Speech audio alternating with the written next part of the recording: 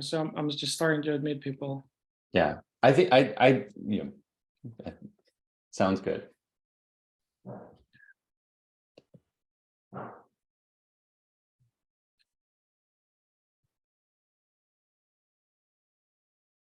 Awesome. We have quite an excellent group. Thank you everyone for joining. By popular request, we have Chris Brown again in the studio, and we're very excited about this workshop. We'll probably give it a few more minutes. We have over 50 Athenia members who are RSVP'd, so I just want to give everyone a chance to jump on the call. We'll be recording this session and we'll share the details with Chris's permission on the YouTube channel, and certainly some of the snippets and some of the questions in the LinkedIn community. But as I mentioned in the email, the initial invite, the three main areas we'll be focusing on, and that's kind of based on the feedback from the community and based on some of the topics that are of interest for Athenia members are managing communication with the board of directors at your company level. And that's kind of like a fairly big topic that Chris will cover and probably take 1/3 of the time. The second topic is getting on boards. A lot of people expressed interest serving on boards, and it's certainly an interesting and for many a fairly new aspect of the career trajectory that generated a lot of interest. And finally, one of the topics, not related to boards, but one of the topics in the survey that came out in preparation for 2023 is managing stress. A lot of members mentioned that even though it seems like the resources will be ample for 2023, a lot of members said that they did not expect budget cuts or team workforce cuts in 2023. The majority said they'll stay stable or increase, but the bulk of respondents mentioned that they expect the stress levels to increase, and it's certainly a big topic for members, and it's also something that Chris will address. So we'll give a couple more minutes. So with this, we'll probably get started, and with 3:02. So I'm sure some straddles will join us, but with this, I'd like to turn the mic to Chris Brown from NewsCyber Executive. Chris, thank you so much for doing this. The floor is yours. Thank you, Misha. Appreciate it, and welcome everybody, and thank you for joining today. I hope to make this time useful for you and informative. Feel free to ask questions as we go along in chat, and I will try and answer them. But before we get into the logistics on the meeting, just a couple things about myself. I'm a former CISO and multiple-time executive for hire. Hi, are you open for lunch tomorrow? Dan, can you go on mute? Okay. I saw you on your website. It looked like you opened at 11 a.m., but the only menu is a dinner one, not a lunch one. So I just want to confirm. Okay, thank you. The joys of modern technology. And so Still there. Okay, great. Thanks. Bye. There we go. If everyone would go on mute if you're not speaking, that might make this easier. Thank you. So I work with, currently I'm an executive coach, and that may have some negative connotations, but and that's a historical thing. But really what a coach does is it enables a leader to tap their own creativity, their productivity, their own leadership skills, experiences, and use that to be in the best position for their goals and aspirations. And as a result of that, I end up talking to quite a few CISOs. I talk to about 100 CISOs a year. I coach them. I'm helping them through situations they're facing on a day-to-day basis. And so that's my background and some of the perspective and experience I bring to this.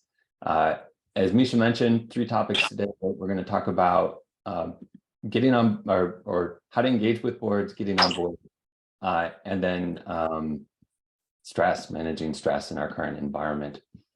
Did want to start with a couple couple quick thoughts around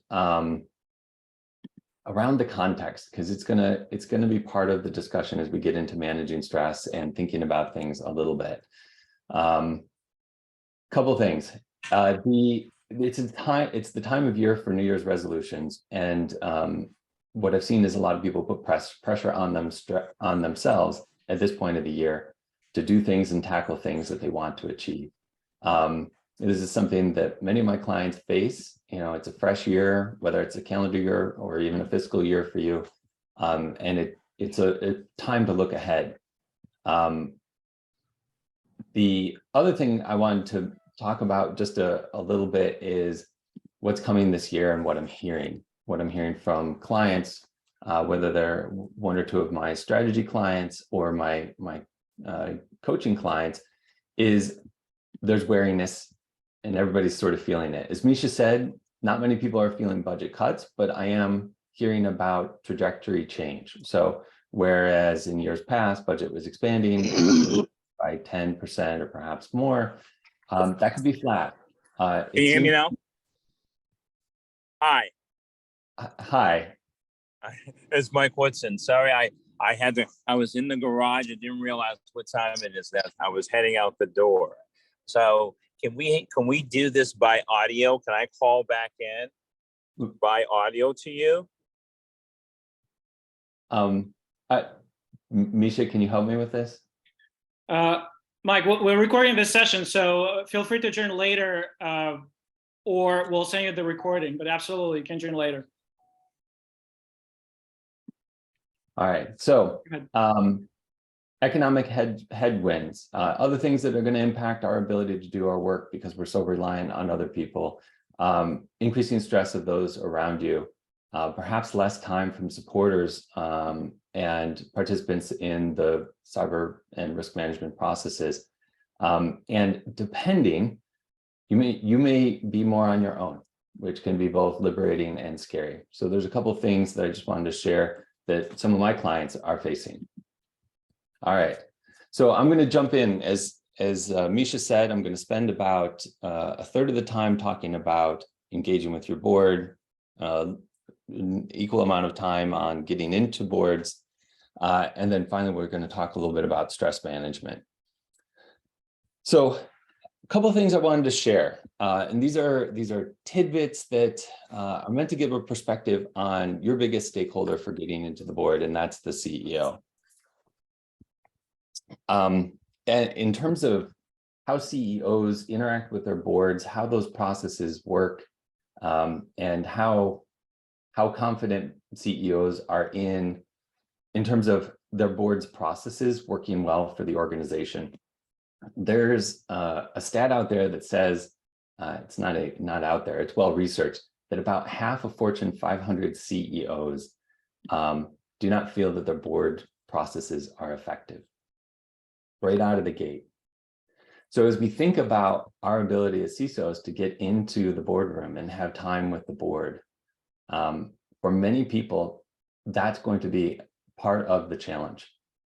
For a CEO already to be trying to manage a board and then introducing a variable can create additional stress for the CEO and disincline them to do it. It's also good to know that from the standpoint of it's not all hunky-dory at the board level, and it's not so easy to just show up and make things happen, even for the CEO. CEOs also tend to have very specific goals for boards in terms of their strategy, where they want to take the company. And of course, that is their most important priority. And we'll talk a little bit about orientation later. The other aspect of management engagement with the boards. How do you get into this if you physically can't talk to the people that are doing it right now, or they don't want to have mentorship? And thankfully that's changed. It's dramatically changed. So getting back to it, CEOs have goals, and they have a style and they have an approach. Some CEOs are very much, they're doing most of the talking, and they will invite folks as necessary. In those circumstances, if that is the way your CEO runs the board, It's an additional element of your uphill battle to be able to engage regularly with the board. I'm sharing these things from the standpoint of it's not necessarily specifically about you. Your ability to speak to the board is often about the CEO and the CEO's agenda. And as you think about your approach to being able to engage with the board more, having permission to do that, a couple of these factors that are in the CEO's mind are important to keep in your mind. There's a couple roles that are important to understand when you start to engage with the board. It's part of the dynamic. I won't spend too much time on this, but it's a good part of the thumbnail sketch. There is the board directors, right? So we think of them as the group of people that more or less is the CEO's boss. There's the lead director, which doesn't often get talked about. More often gets talked about as chairman, but for our purposes, that is perhaps less important right now. And then there's the CEO themselves. And so there's a couple perspectives around those functions that, if understood, would grease your path to being able to make a credible case to the CEO to get more involvement with the board. So let's talk about the board of directors first. It used to be the old school definition of a board of directors or purpose of the board of directors were to be fiscal watchdogs and stewards of the company, right? So they're meant to sort of sit back and make sure that things are going okay. The new mode is boards help the company to achieve its goals, and that takes a different flavor. Boards tend to be more active, from engaging in discussion and dialogue. They're not just reviewing financials, making sure there isn't fraud and whatnot. That's a very old school way of thinking. The primary job of the board of directors is not necessarily to make decisions, not necessarily to, as the phrase might be, stick their hands into the business of the business, but it's to judge the judgment of the CEO. So as you think about engaging with the board, that is the measure by which the CEO is measured, and it's the measure by which everybody who speaks to the board is measured, and that reflects on the CEO. Largely today, boards are responsible for making sure that a company has a strategy and it isn't a bad one. And the way I think of this is that they're not making decisions. They're listening, they're watching, they're perhaps offering perspective, but they're not making the decisions about how much budget is going to be spent here, there, or another place, unless it's very large, like an acquisition. But they're ready to pull the brake if something goes wrong. And that's their job. And so there's a dynamic at the board level that if the wrong piece of information hits the board, it throws a wrench in the works for the board and the work the board needs to do, and for the CEO and what the CEO is trying to get done. So there becomes this sense of protecting the board and the CEO from getting derailed on details and topics that are not pertinent at their level. All right, lead director. Wanted to talk about that for a minute. The lead director mostly decides the agenda, coordinates with other board members. The lead director is often the one, like when we have an incident, they're the one that is deciding in conjunction with the CEO or based on how they're informed by the CEO what's going on, whether, let's say, an emergency board meeting would be called for an event, whether it's cybersecurity or not. And then there's the CEO. And what's interesting about the CEO role relative to the board, they don't run the board, right? The board is their boss. But what the CEO does is they help set the tone and the level at which the board operates. And so the CEO is able to get more value and support from the board if the CEO is able to keep the board operating at the level they need, because the board will react to the level of information that's provided or the level of questions that they're asked or how they're asked to opine. If you put a very high level thought process in front of them, they'll be very high level and strategic about it. You put something very detailed in front of them, they'll be very detailed. And if you think about the time that a CEO gets with the board, they want to be strategic about that time. All right. I also wanted to mention that the CEO doesn't have to do everything that the board says. That's another misconception. You should definitely pay attention and respond to what the board offers as far as advice, but the board isn't meant to be part of management. All right. So what mindsets are important when you address a board or when you're thinking about approaching your CEO or other leader about engaging with the board? And I'm going to talk about these because if you do any of these wrong, these are red flags that you are, quote unquote, not board ready. Some of them are, and I'll give you a default orientation and then the orientation that's more likely to get you a conversation. Sometimes we want to go in there and get the board to help us make a decision, support cybersecurity, fund things. That's going to get you in trouble. The mindset to take here is that you're there to help the CEO, help the board, help the company. That's the framing, right? If you have a message that helps the board, help the company, great. You have a case for potentially approaching, talking to the board. One of the phrases I hear a lot, and the way the conversation generally starts is, how do I get a seat at the table? How do I get visibility to the board? How do I get invited? And that might feel important to you, but that's not how the CEO thinks about it. The CEO thinks of you as a representation of the management of the company. And so the more you can be less about you and more about the management of the company, the more likely you're going to get through those gates. Agenda. What topics do you want to talk about? What do you think is important? You might go in with one perspective, but be ready to have that almost completely changed, because again, the CEO has a strategy and a plan, and your message has to support the CEO's messages in order for the CEO to be successful. I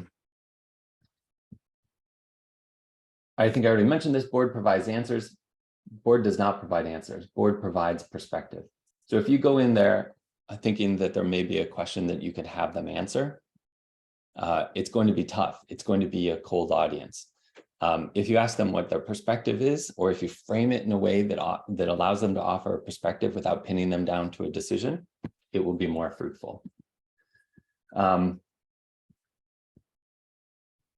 then the final thing, and this is the most important thing, and I've hinted it throughout. It doesn't matter if you think you're ready. It matters if your leadership thinks you're ready. So what I gave you was a list of things to consider, but the real threshold is, what are your leaders looking for to give you that access or give you more access? All right, let's talk a little bit about board development. So what can your role be on the board? How do you help the board help the company? And the short of this one is, how do you help them better manage cyber and better manage you? What questions would drive a difficult, challenging thing for you to answer that on the other side of the company would be better off? It's probably not, can we increase budget by 10%? It is probably around focus areas. It is probably around feeding them questions or seeding them with ideas that give them tools to engage with you. There's a stat that says, and I believe it's 1.2%, that 1.2% of publicly traded companies have a board member that is even minimally conversant in cyber. So how do you bridge that? And when you think about boards, how much time do you get with them? Are you going to be able to train them on cyber? And the answer is most likely not. So how do you make that bridge? How do you connect? And one of the ways that I've seen be most successful is teeing up the right questions, teeing up a question that is relevant to the board, that still applies to you. And this can be done, it's not done in the room, it's done ahead of time, it's done in conjunction with the CEO. If your leaders let you have access to board members, and in an advisory or mentoring capacity, not mentoring, in an advisory capacity, it is possible you can work these questions out with them, or perhaps they can even softball you the questions or help the other board members along. But it's asking questions around, how do we know that's the right decision? How do we know that's the right focus area? How do we know that our investment here is going to pay off? Why would I invest in this when I can invest elsewhere and increase top line? And so those are some of the types of questions that you should challenge yourself to be ready to answer, and in a tailored way for your organization, prepare the board to ask you. It empowers them. It keeps it out of the technology. It's about judgment. And so those are a couple of the keys for getting the board to engage with you or engage with others on cyber. All right, I'm checking questions real quick here. I think I just gave answers to the prospective questions.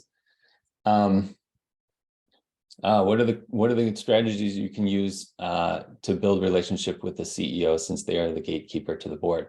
Make yourself business relevant. And when we talk about joining boards, we'll talk in some detail about ways to do that.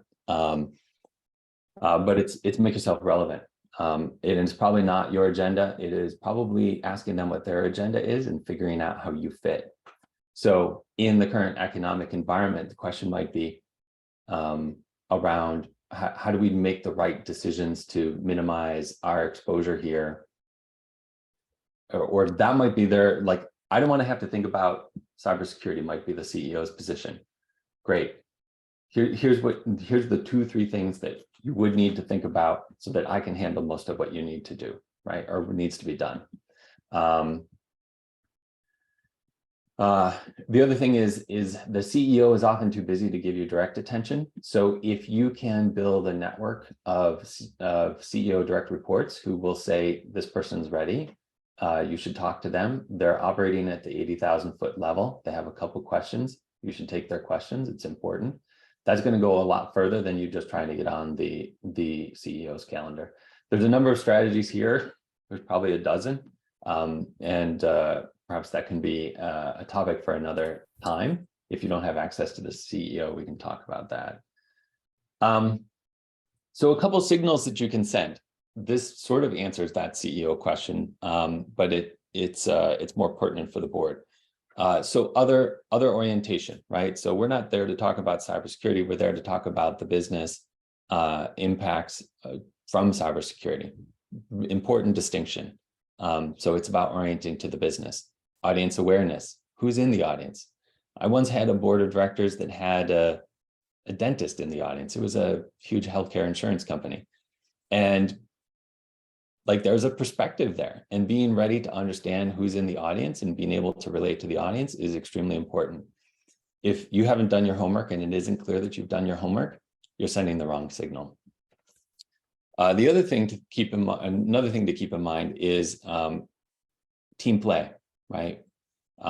Being flexible, being adaptable, understanding that your leadership between you and the board has an agenda and you need to support their messages. And understand that if you do that, everybody's going to be better, rather than thinking about what from your particular perspective needs to be said, is also a good signal that you might be board ready. And coachability. Not many people have had exposure to boards until they've had exposure to boards, and so being curious, being in a learning mode, and seeking the advice and help of others to be ready for the board is extremely important. It's not something that, I'm making a broad generalization here. Talking to others about things we don't know is not particularly easy for many CISOs. This is definitely an area where it has to be done. In terms of actions you can take, there's a couple things you can do. Once you have that discussion with leadership, whether it's the CEO, commit to only talking about what was agreed to. One of the most catastrophic mistakes that a speaker at the board can do is to go off the talk track. It's a sure way to make everybody cringe, particularly your CEO. And it's definitely going to be a lot harder to get that next conversation with the board. Be ready to have a thick skin. Boards can ask really tough questions. They can come out of left field. Obviously, there's a lot of prep that goes into your discussion with the board before you show up. But they're going to ask questions that might feel insulting, that might actually be worded in a hurtful way. You just got to take it, and you got to be ready for it, and you have to be unflappable. So as you work with your CEO, as you think about the other leaders, if you can demonstrate some of these with them, it signals board readiness.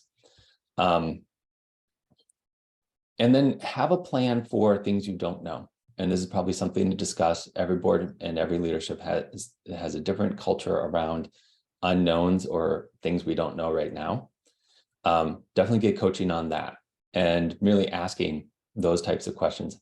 How would you like me to handle a question I don't know? Can go a long way to building trust that you're going to be a trustworthy advocate or representative for the CEO and the company in the board meeting. Couple other things, just these are quick don'ts.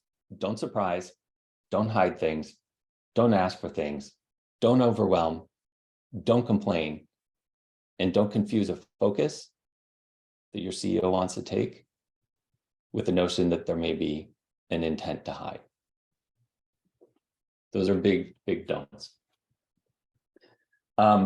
Information you need to be on a board or to even have the conversation. What is the CEO's style, right? Are they going to let you speak? Do they want to kick off? Do they want you to just sort of say a few small things and then they're going to answer all the questions?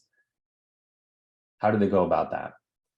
What underlying messages does the CEO want to convey in general, as your area relates to strategy, as it relates to risk and how he handles risk or she handles risk, and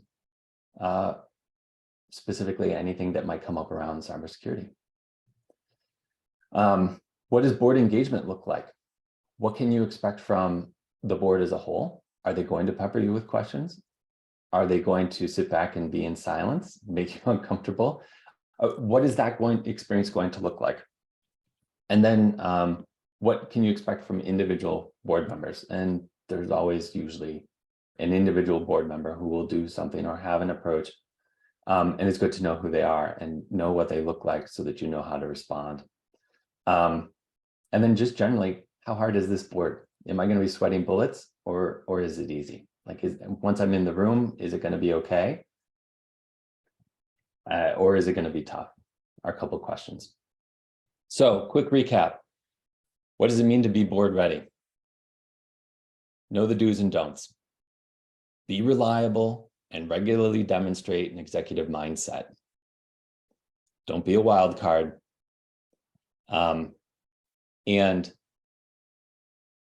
understand what your chain of commands thinks is necessary for board readiness. So ask.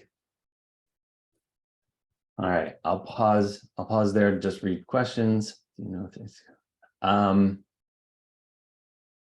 Is the SEC close? I don't have the timeline on that. But there's a lot of talk about it. We don't know when the rules are coming out. The contacts I had there have moved on or changed. I don't have insight there.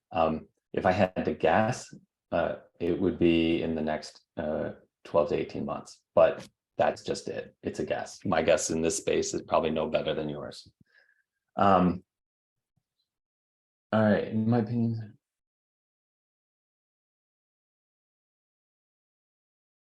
Yeah, so thanks for sharing that, Nick. All right, great. Any questions on board engagement? I covered a lot, and I will say your situation is unique, and this is true for everything I'm talking about today. Your situation is unique, your board is unique, you're unique, your style is unique, your leadership is unique. These are starting places to really get on a board or to really get that access to the board that you want. Probably requires a lot more consideration than the 15 minutes I just talked about.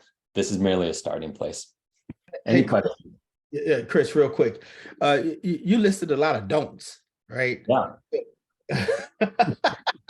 Yeah, but is there any free thought? Because all the don'ts you listed, it pretty much cripples you. So just out of curiosity. I mean, I've never experienced every board meeting I've ever sat in or had it's been a controlled agenda to start, but you do have free thought.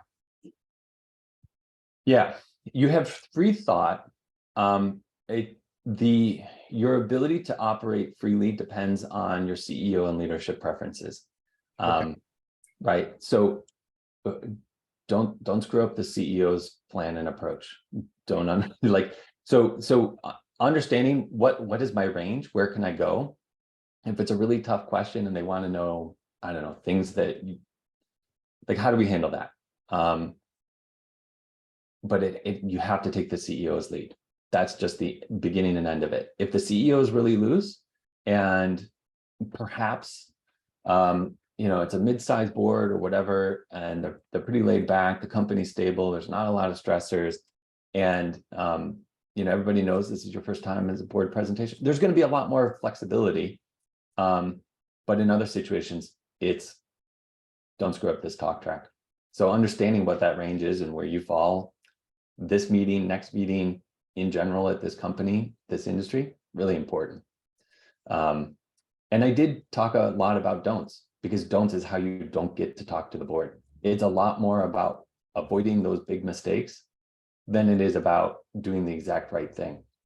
Your freedom is like the topics you do talk about, the sort of the way you frame things, what you want to get insight from the board from, right? That's where your freedom is, but you don't have any freedom on the don'ts. So is it fair to say then, how effective you are is how effective you are as communicating what the CEO wants you to communicate? Because it feels like, we are just, what you're describing is we are just in there to support that vision he already has. So why are we there? Why can't he just be there and speak for us? Am I oversimplifying it? No, I mean, I did push on that point really hard. You still have, to Antonio's point, you have freedom, but you have to take the lead, right? Just imagine, and I'm just making this up, so maybe this works, maybe it doesn't. When you are presenting to the board, it's a dance between you and the CEO. And if the CEO is leading and then you try and lead, you're not going to have a very good dance, right? It's just not going to work. And this is where discussing with the CEO and other leaders ahead of time, what you're going to talk about is where you get permission. This is what I'd like to say. This is how I'd like to approach it. And it's a negotiation. So it's not, and the reason you're there is because typically either the CEO or the board wants to hear directly from management so they can judge the judgment of the CEO, the judgment including what the CEO is concerned about as conveyed by you, what the hiring, like, are they hiring good, strong people that are right? So there's a number of reasons that you are there, but the CEO leads that dance. Chris, I just had an experience with our board here, and it's one of those ones where we're trying to keep them from in the role of oversight and not be into management. And so the CEO works with them all the time. I get to see them a couple times a year. If I don't follow his lead on how much detail I give them and how much access I give them, I can end up putting us in a really bad position where they're suddenly being way more demanding than they really should for anybody's good. So. Yeah, thank you for sharing that. And that is a fairly common experience. And it is probably one of the biggest reasons that leaders hesitate to put us as CISOs in front of the board. Because again, it screws up the CEO agenda and it puts the board in a difficult position to get back to where they need to, where they can really help the company. Thank you for sharing. Any other thoughts or questions before I move on? Okay. All right, let's talk a little bit about getting on a board. So there's a couple things. Just wanted to paint a picture of where board activity and board participation is going. 10 years ago, it used to be that many board members would be on 2 or more boards. I should say 10 years ago, this started to change. And so what we're seeing now at the board level is a lot more executives who are on one board and one board only, because the demands of the board are getting more complex. It requires a greater understanding of the organization. It requires a lot more reading and I'll say homework. And there just isn't a reasonable amount of time to be on more than one board and be thoughtful about it to the degree that is expected of boards today. The other trend, and this is in our favor as CISOs, plus the SEC thing, which I will explain. So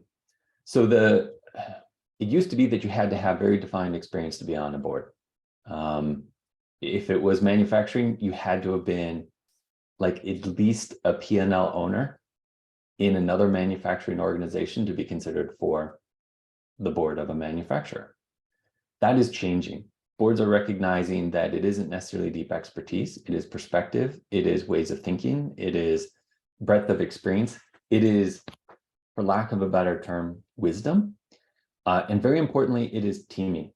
How does the board as a whole fit the needs, both in terms of skills and style, the needs of the organization? And so this opens an opportunity for us as less experienced or inexperienced potential board members to step in the fold. So what does that mean? Well, a couple of things. It sounds great, but there's a couple of things that we need to do. The first one is, as a board member, it is very rare, unless you're working in a startup that happens to do cybersecurity, that they are pulling on you solely for cybersecurity expertise. It is one of the skills that you bring, but what they expect you to do is have a business perspective, a point of view, an insight that's valuable. So it's not you're a cyber person on the board, you're a business person on the board with a bit of cybersecurity experience or technology experience. What does that mean? Well, as you're thinking about that, this is a job hunt. So what would you do in any other case, right? You would identify your transferable skills. You'd identify how you team. You'd identify these factors the boards are looking for that almost have nothing to do with cyber. Your pitch to be on a board is probably going to be 5 or 10% about cyber and 90 to 95% about everything else. So I'm going to do a quick thing where I'm going to ask you all to contribute, and then I'll share a couple of my ideas. This is free flow brainstorming, whatever you can think of. As a CISO, as somebody who's technically inclined, given your experience, the paths that many of us follow to becoming a CISO, what are those transferable skills that could be helpful to a board? And I'll ask you to just drop some ideas in chat. I'll give you like 30 seconds or a minute to do it.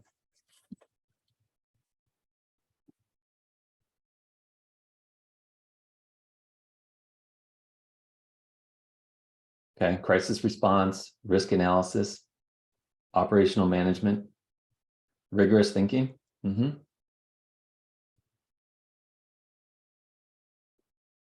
Vulnerability prioritization, okay. Budgeting, decisiveness, crisis response again. Hacker mindset, change enablement, right? We do a lot of change. International experience, yep. Pragmatic ways of complying with regulations, process, strategic thinking, yep. Operations versus engineering, yep. M&A experience, yeah. These are all highly transferable skills.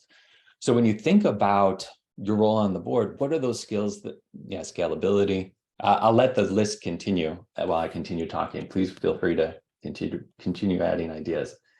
So that's what you talk about. You talk 90% of the time about when you're considering a board membership, this is what I bring to the table, or at least this is what I think I bring to the table, especially in your first couple of conversations.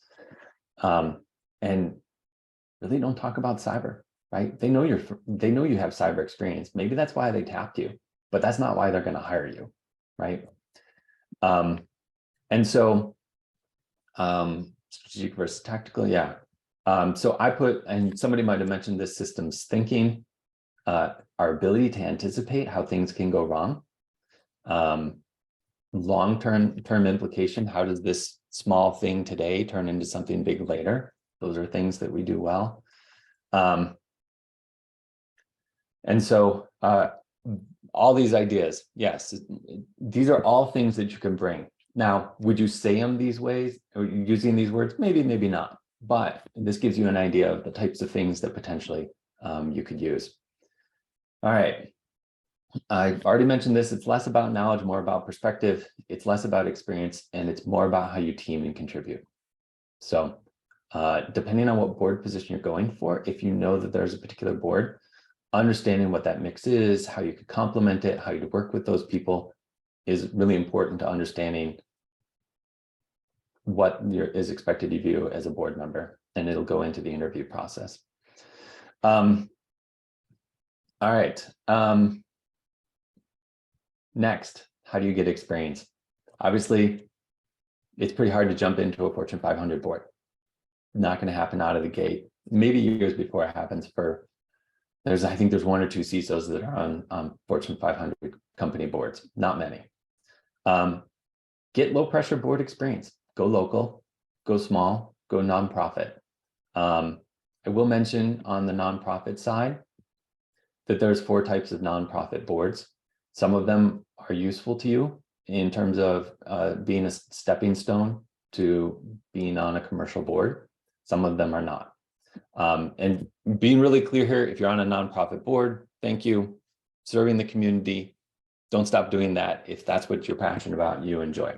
But for the purposes of taking a step to a larger board or a paid board position, there's 3 types of nonprofit boards. Advisory boards, those are pretty good. Working boards, those are downright terrible. Fundraising boards, unless it's a heavily driven sales organization, probably not useful. And governance boards, and those are ideals. There's mixes. Many nonprofit boards have some elements of all of these. A governance board might have a slight expectation that you do some fundraising, show up at events and whatnot. But those are the 4 kind of broad categories. So as you think about stepping stones, think about how will the actual workings of this board contribute to my understanding of how a board works in the space I want to get into. As with many things, this is largely about network. It's like any other job or position. You can use services, and we'll talk a little bit about that in a few minutes. But knowing who might be the CEO of a nonprofit or of a small company, or even the CFO or somebody who might be able to nudge the CEO, it's those relationships that will probably get you on a board. Just to outline the process, there's 2 general ways that the board members are obtained. One is direct recommendation from CEO and leadership based on research that the management levels of the company did, and then the board decides, or the board engages a placement or hiring firm. Those are the 2 paths. Typically, there's others, but those are largely it. So as you're thinking about your network, you're relying on having people who are in a position to recommend board members to the board. And if you know those people, those are the people to talk to. Did want to talk a little bit about placement services. There's two basic categories. I mean, there's more, but for our purposes, we'll say there's 2. There's big C-suite placement firms, and these are maybe names you've heard of: Korn Ferry, Sloan Partners, Benchmark Executive Search. There's quite a few. Having connections, or having, if you've been recruited through any of those firms or placed through any of those firms, that is often a good place to start. If you have relationships there, also a good place to start. These organizations are incredibly networked, and they will know what's what. The other way to go is what I would call specialty board placement firms. This space is a little bit more hit and miss. They don't tend to have as full of a view of the organization, and they are, I'm trying to think of the old job board, Indeed or whatever, of placement firms. So it's largely an electronic match or search and find type of thing. There's variations on that. I will say in the board placement space, there's some shifty firms that will say, pay us $5,000, we'll introduce you to people, but be very careful with those. If you have to pay, usually it's the transaction's going the wrong way. I would be skeptical.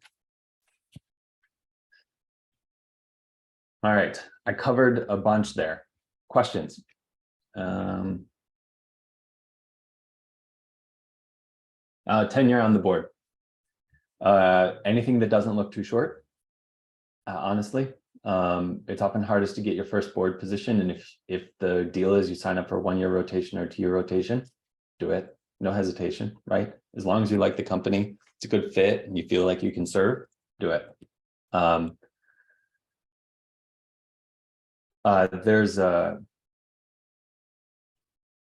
In this space, there's no minimum. Other questions? All right.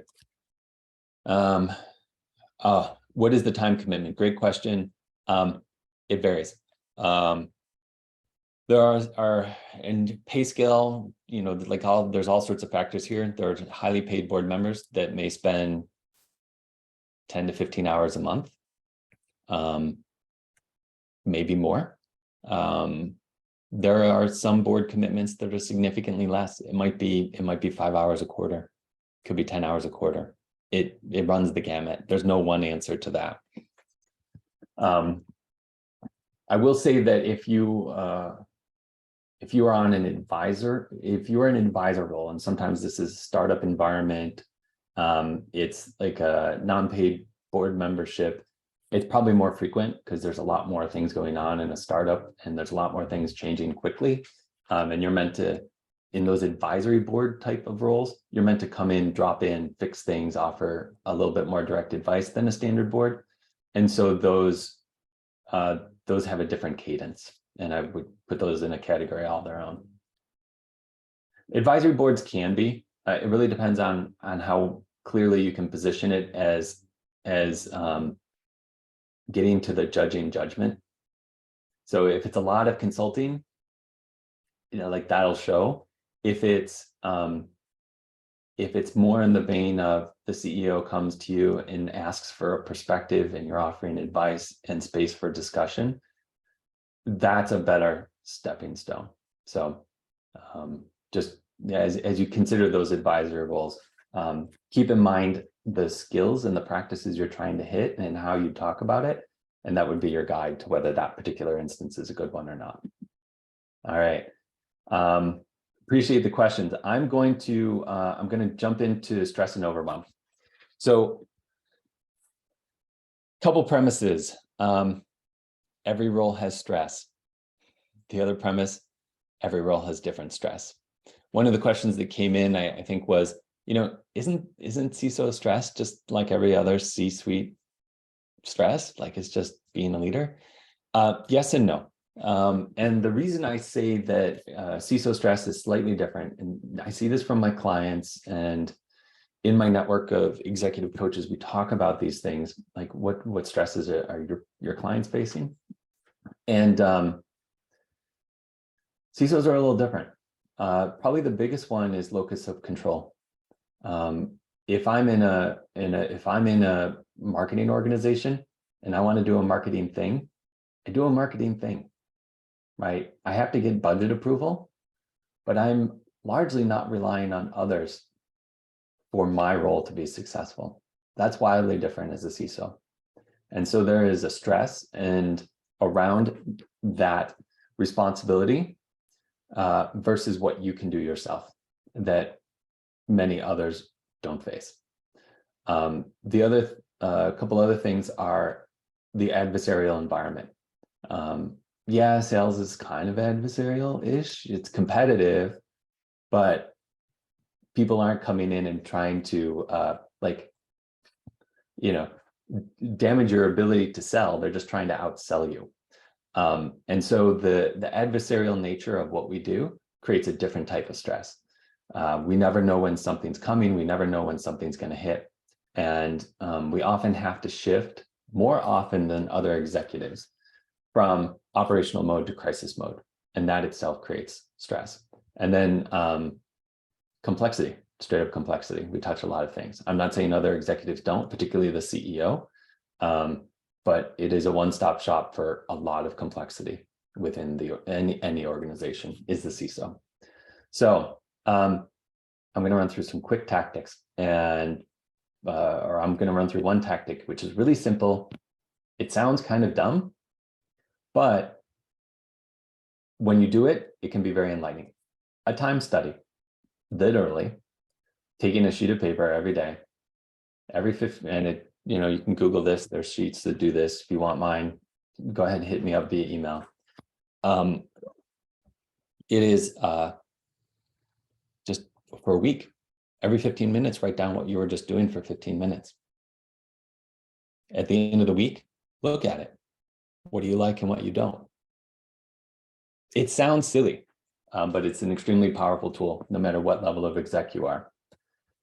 There's a couple questions. There's questions behind the questions. But if you do this time study, what do you notice? Reflecting on that, what's your ideal day, your ideal week?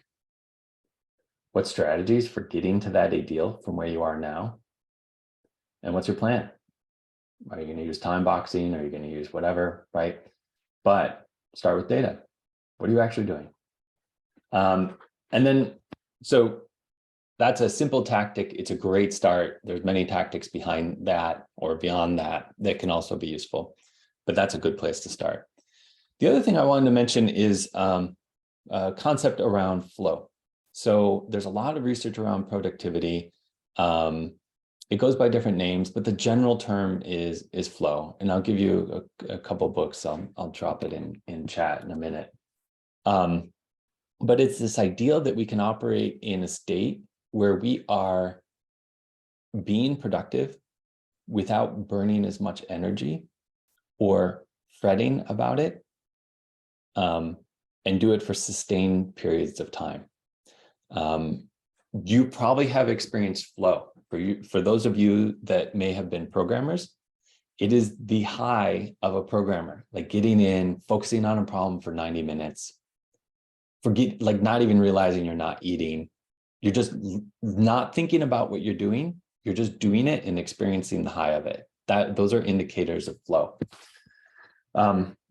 We can all get there. Runner's high is with multiple mechanisms, but part of that is flow.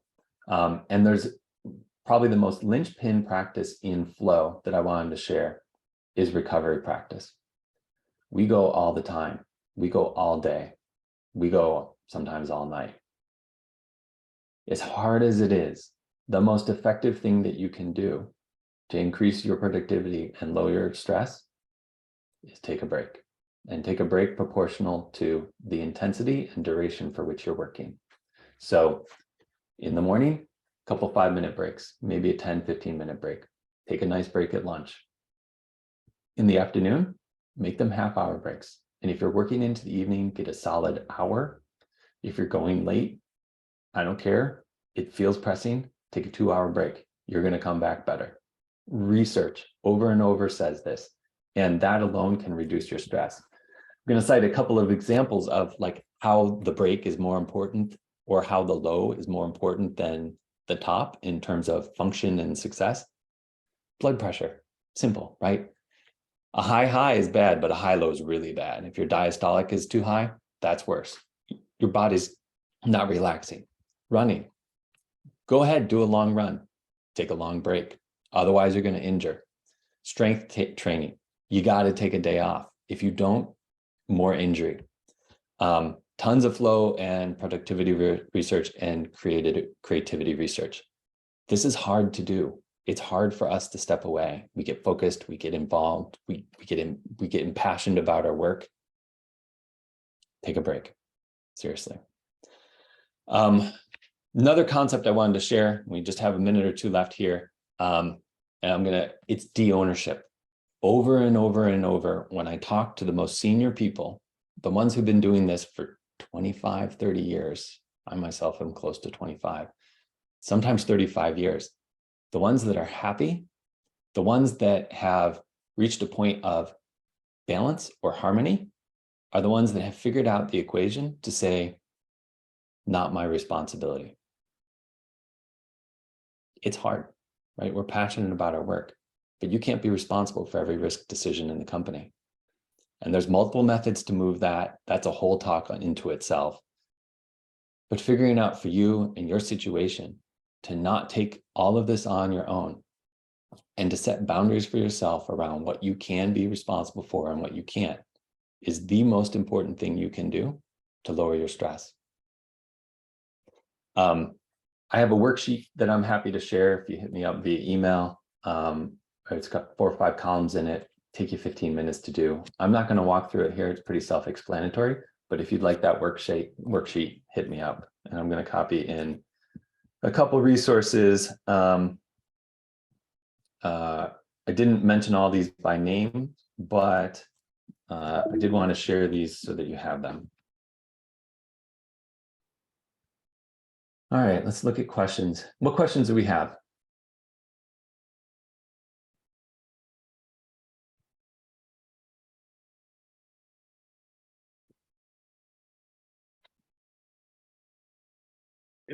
Any books you've read that has helped you as a leader, you know, that more than others? Anything that stands out?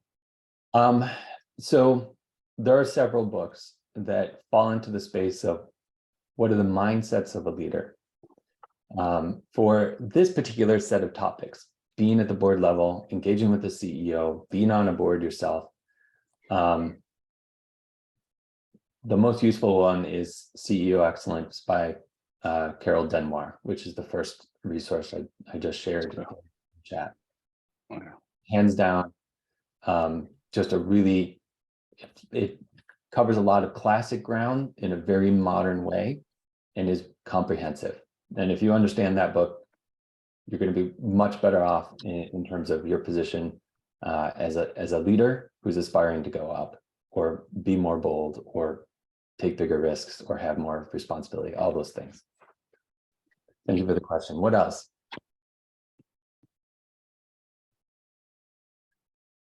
Chris, you mentioned 3 staffing firms or executive firms. One was Sloan, Benchmark, and I didn't catch the third one. Was it Korn Ferry? Okay, thank you. There's more. Yeah. You know, but just if you had no place to start, those are a couple to look at. And you can probably, you know, executive placement firm, Google searches, right? Executive placement firm, board placement firm. But those are some of the bigger ones. And always vet, right? As you would any other purchase or engagement. All right, Pete shared the CIO paradox. Not familiar. Thank you, Pete, for sharing. Other questions?